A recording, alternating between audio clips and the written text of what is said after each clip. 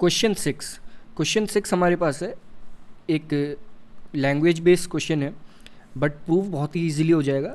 हमें गिवन है if angle A and angle B are acute angles such that cos A equal cos B, then show that angle A equal angle B। हमसे ये कहा गया है कि हमें एक राइट एंगल ट्राइंगल अगर कहीं पर है जिसमें A और B एक्यूट एंगल्स हैं, वहाँ पर cos A और cos B ये दोनों इक्वल हैं, तो हमें ये शो करना है कि जो एंगल A होगा वो एंगल B के इक्वल हो। लेकिन ये हम कैसे शो कर पाएंगे? सबसे पहले अगर हम एक राइट एंगल ट्रायंगल बनाएं, एक राइट एंगल ट्रायंगल कुछ इस तरह का हम फॉर्म करें, इसमें अगर हम देखें दो एक्यूट एंगल्स हमें मार्क करने हैं A और B, तो A हमारा ये वाला एंगल हो जाएगा और B हमारा ये वाला एंगल हो जाएगा और C हमारा ये वाला एंगल हो जाएगा। C हम क्लियरली देख सकते हैं 90 डिग्री के इक्वल है। हमें ये प्रूफ करना है कि एंगल A और एंगल B ये दोनों एंगल्स इक्वल हैं। लेकिन हमें गिवन क्या है? हमें ये गिवन है कि cos A यानी कि cos होता है adjacent side divided by hypotenuse, यानी कि AC divided by AB equal है BC डिवाइडेड बाय AB के, क्योंकि दूसरी केस में हम यानी कि cos B के केस में हम इसे एडजेसेंट साइड मानेंगे। तो ये हमें प्रूफ करना है। ये हम कैसे प्रूफ कर पाएंगे? ये हम डायरेक्टली नहीं प्रूफ कर पाएंगे। पहले हमें ये एंगल्स अगर इक्वल प्रूफ करने हैं तो हमें ये प्रूफ करना होगा कि ये दोनों साइड्स जो हमारे पास हैं AC और BC ये दोनों साइड्स इक्वल हैं। यानी कि सबसे पहले अगर हम AC इक्वल BC प्रूफ कर देंगे तो हम ये क्लियरली कह सकते हैं कि एक ट्राइंगल में जो इक्वल साइड्स होती हैं उनके ऑपोजिट जो इक्वल एंगल्स होते हैं, यानी कि उनके ऑपोजिट जो एंगल्स होते हैं वो भी आपस में इक्वल होते हैं।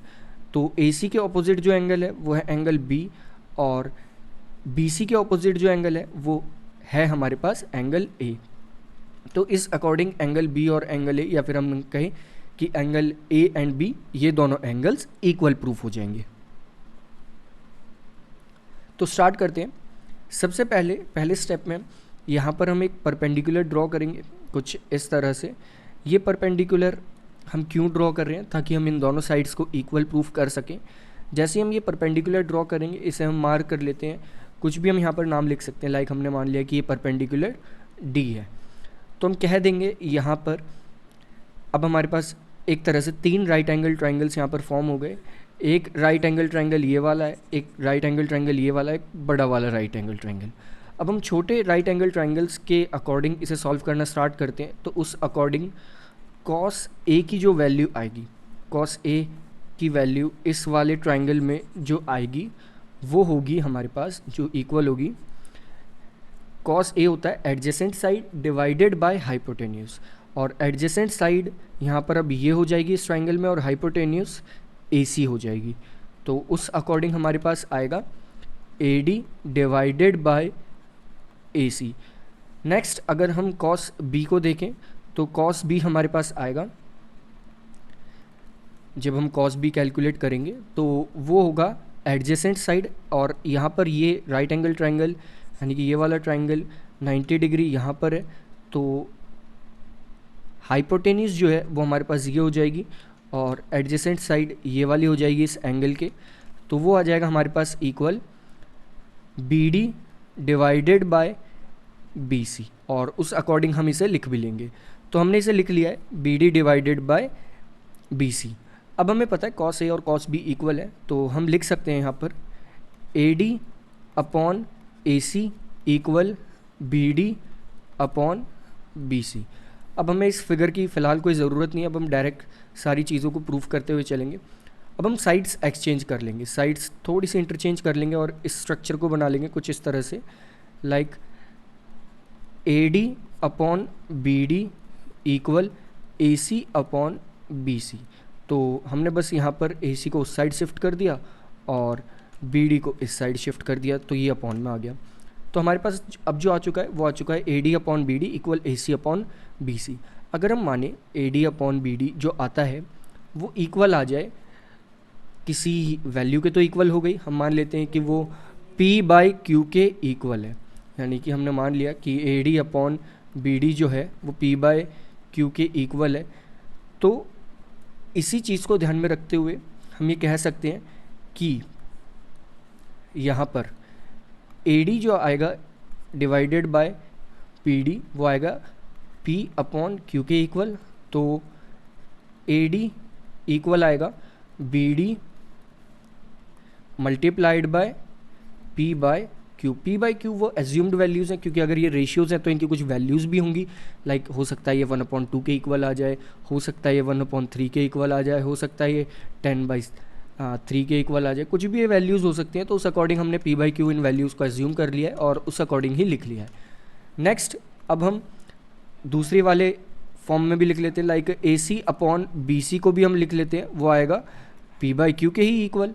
तो ये भी हो जाएगा, यहाँ पर ए सी की वैल्यू हो जाएगी ए सी इक्वल आएगा B C multiplied by P by Q. तो एक तरह से यहाँ पर हमने A C equal B C multiplied by P by Q लिख दिया। अब एक इम्पॉर्टेंट चीज़, हमें किन साइड्स को इक्वल प्रूफ करना है, ए सी और बी सी को इक्वल प्रूफ करना है। और यहाँ पर हम देख सकते हैं कि ए सी और बी सी इक्वल तो है लेकिन मल्टीप्लाइड पी बाई क्यू है। अगर ये पी बाई क्यू 1 के इक्वल हो जाए तो हम इजीली प्रूफ कर पाएंगे कि ए सी और बी सी यहाँ पर इक्वल है। तो हम इसी चीज़ को ट्राई करेंगे कि हम ये कोशिश करते हैं कि ए सी इक्वल बी सी आ जाए जबकि पी बाई क्यू की वैल्यू 1 के इक्वल आ जाए, जिससे हम इजीली ये प्रूफ कर पाएँ।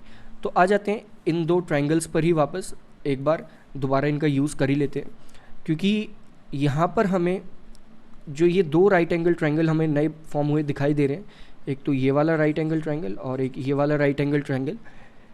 इन दोनों में अगर हम इन दोनों राइट एंगल ट्रायंगल में पाइथागोरस थ्योरम का यूज़ करें तो पहले वाले ट्रायंगल में होगा A C square equal D C square, या फिर हम कहें C D square plus A D square. Next अगर दूसरे ट्रायंगल को देखें तो उसमें होगा B C square equal B D square plus C D square. तो ये चीज़ हमने इन दोनों ट्रायंगल में देखी कि इन दोनों ट्रायंगल में ये होगा, क्योंकि हाइपोटेन्यूज बाकी दो साइड्स के स्क्वायर के इक्वल होता है। तो हम इस अकॉर्डिंग इसे लिख भी लेंगे और हमारे पास जो वैल्यू आएगी जब हम इसे सॉल्व करेंगे, थोड़ा सा अगर हम देखें तो यहाँ पर सी डी और सी डी दोनों ट्रायंगल में कॉमन है और हमें इक्वल तो प्रूफ करना है एक्चुअली में ए सी और बी सी को। तो हम क्यों ना ए सी और बी सी को वैल्यूज़ में लिख लें और सी डी को कॉमन जो है उसका यूज़ करके इन्हें वैल्यूज़ में लिखें। तो सबसे पहले हम सी डी स्क्वायर लिख लेते हैं, वो आएगा हमारे पास A C square minus A D square. और इसी तरह यहाँ पर भी सी डी स्क्वायर हमारे पास इक्वल आएगा B C square minus B D square.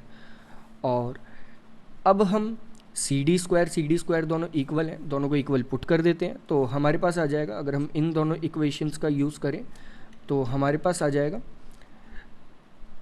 A C square minus A D square equal B C square minus B D square.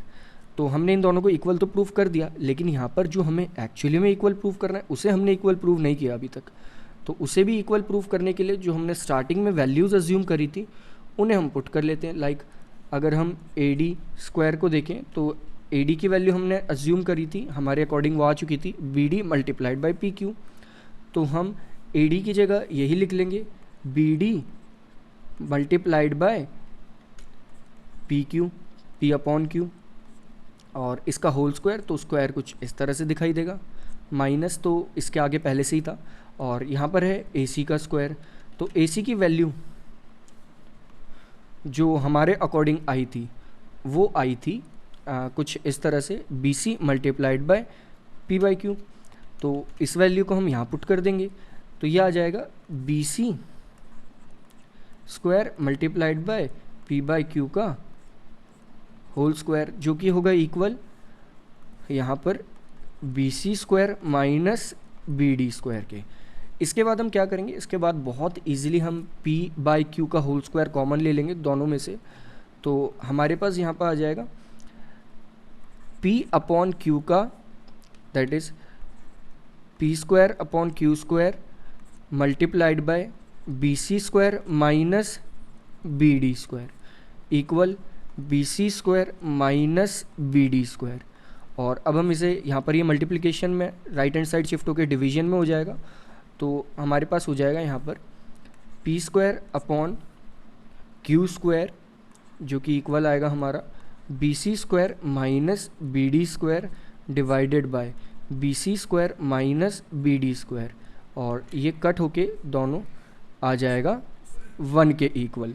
तो हम कह सकते हैं कि P square upon Q square हमारा आ चुका है 1 के इक्वल, तो एक तरह से p अपॉन क्यू भी हमारा इक्वल आ जाएगा 1 के।